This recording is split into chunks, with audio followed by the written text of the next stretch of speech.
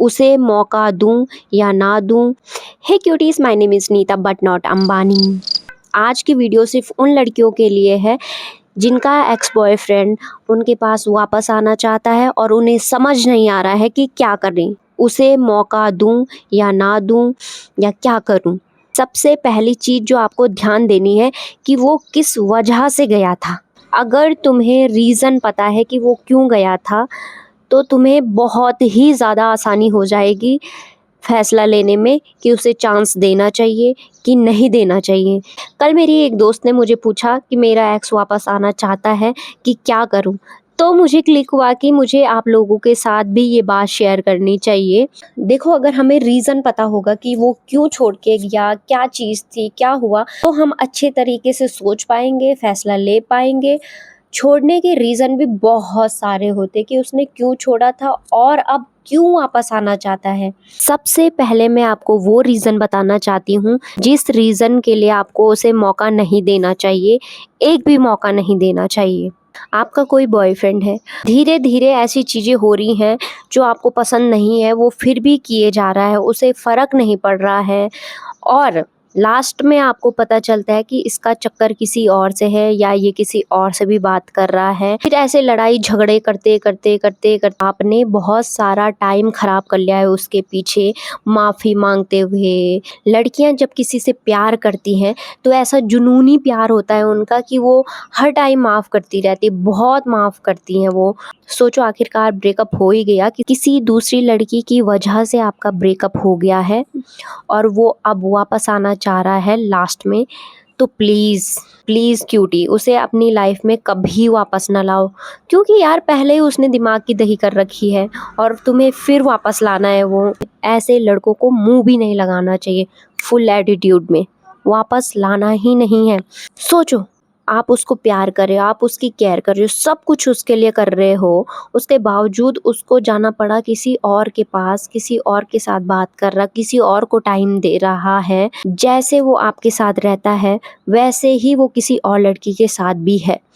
तो इससे घटिया चीज़ कुछ हो ही नहीं सकती। यार पूरी दुनिया पड़ी है, वही इंसान पे ठप्पा नहीं लगा है कि इससे बेहतर तुम्हें मिल ही नहीं सकता। क्या बेहतर है उसमें? कुछ बेहतर नहीं है। अगर उसने ऐसा कर दिया है तो उसे मौका देने की बिल्कुल भी ज़रूरत नहीं है। जिस नज़रिए से वो आपको देखता था, जैसा वो आपके साथ रहता था, वैसा ही वो किसी और के साथ रह रहा है और आप फिर भी उसे मौका दे रहे हो। तो सबसे ज़्यादा बेवकूफ़ तुम हो जो अपनी लाइफ ख़राब करोगे उसे मौका देके। वो कौन होता है कि जब उसका दिल चाहे चला गया, जब उसका दिल चाहे आ गया। और क्यूटीज़, आप कोई सस्ती चीज़ नहीं हो कि वो बार बार ख़रीद पाए।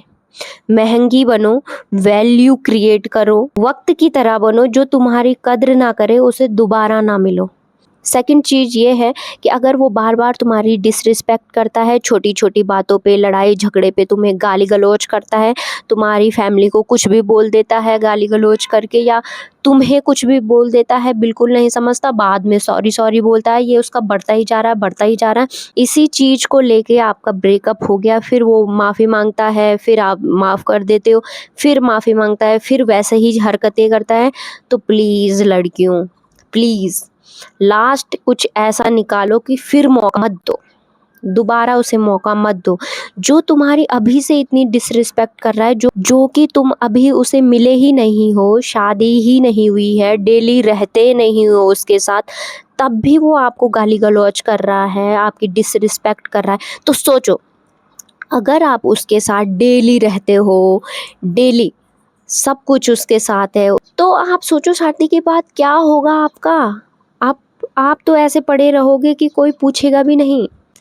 फिर वो ज़्यादा हल्के में ले लेगा, अब तो शादी हो गई, अब कहाँ जाएगी, क्या जाएगी। तो बाद में कुछ सोचने से अच्छा पहले सोच लो, पहले मौका है, पहले कर लो। ऐसे लड़कों को कभी मौका मत दो, कभी नहीं। क्यूटीज, तुम खुद को समझ क्यों नहीं पा रहे हो? तुम बहुत आगे जाने के लिए बनी हो, बहुत कुछ कर सकती हो लाइफ में। ऐसे चिंदी लोगों के लिए अपनी लाइफ खराब मत करो। उसके पीछे पीछे कब मैसेज करेगा, कब रिप्लाई करेगा, कब क्या करेगा, फिर आता है, फ़ोन करता है, झगड़ा करता है, गाली गलौज करता है, फिर तुम रोते रोते सो जाते हो, फिर सुबह तुम ही सॉरी बोलते। क्या रखा है इन चीज़ों में? कुछ नहीं रखा है। ऐसे लोगों को छोड़ दो। मेरी दोस्त है, उसके बॉयफ्रेंड ने उसे पहले चीट किया था, उस टाइम उनका ब्रेकअप हो गया था। कुछ टाइम बाद उसने उसको माफ़ कर दिया, वो वापस आ गया, माफ़ी मांगी, अब से कभी नहीं होगा।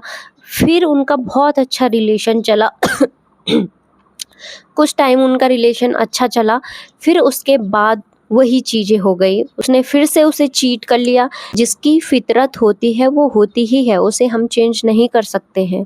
अगर तुम्हारे रहते उसने अभी तुम्हें चीट कर लिया है तो वो कभी भी कर सकता है। उसके माइंड में अगर तुम्हारे रहते रहते दूसरी लड़की के लिए ये सारी चीज़ें आ गई हैं और उसने कर लिया है ये सब चीज़ें, उससे बात कर रहा है, तुम्हें चीट कर रहा है सब कुछ, तो फिर तुम क्या सोच रही हो आगे? ये तो तुम्हारी गलती है कि तुम उसे मौका दे रहे हो। क्या गारंटी है कि आगे जाके ये सब चीज़ें नहीं होंगी?